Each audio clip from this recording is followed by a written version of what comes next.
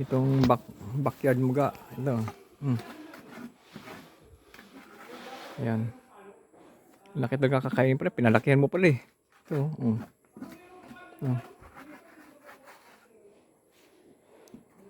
Laki pa kakainin ito.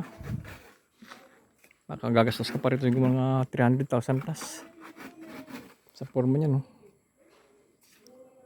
Tabon, simintuin. Ayan. Backyard pa lang yan ha.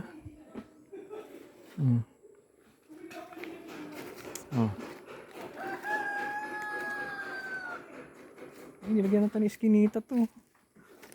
Ba't parang ano? Ay, hindi. Boundary niya na pala ito eh. Boundary niya po.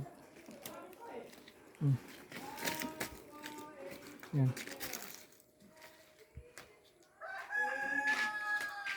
Yan. Pila tayong ahatis pala rito.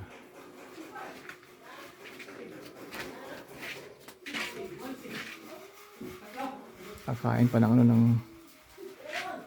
kisame lang. Classes pa rin. Hindi naman tatapos ito pag natapos ito, laki naman ng pwede kayo magkabulan ng pusat daga dito eh. Ayan.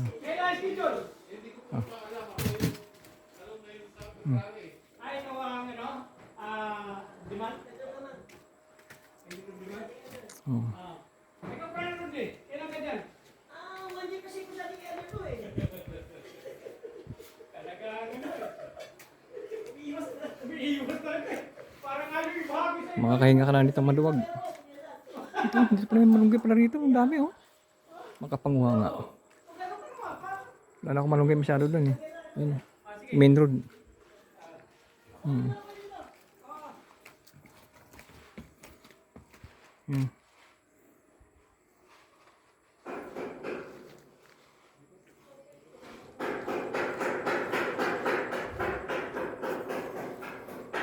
Laki.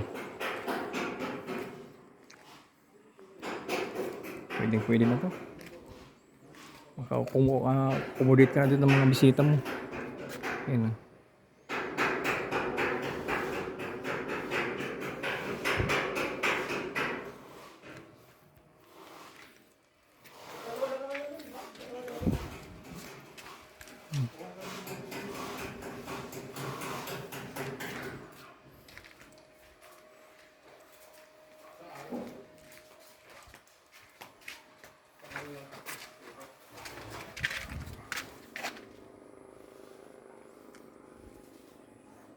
Maluwag nito.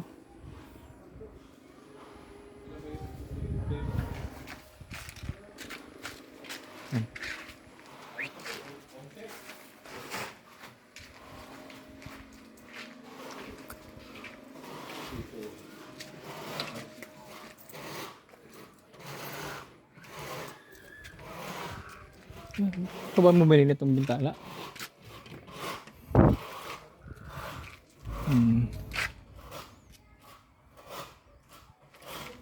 Yung papaptin daw po to, sigurado marami ka pang talagang gagalawin.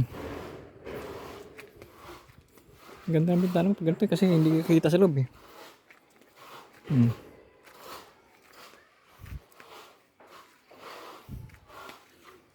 Yan. Yung tanong ko sila rito. Pag ako nanimig ako, doon ako. Yung bintana, doon ako nakatingin. Yan.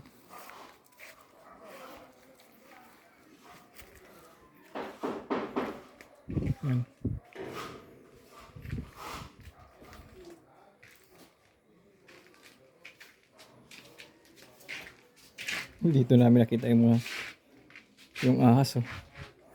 Kasi ginawang bodega ito eh.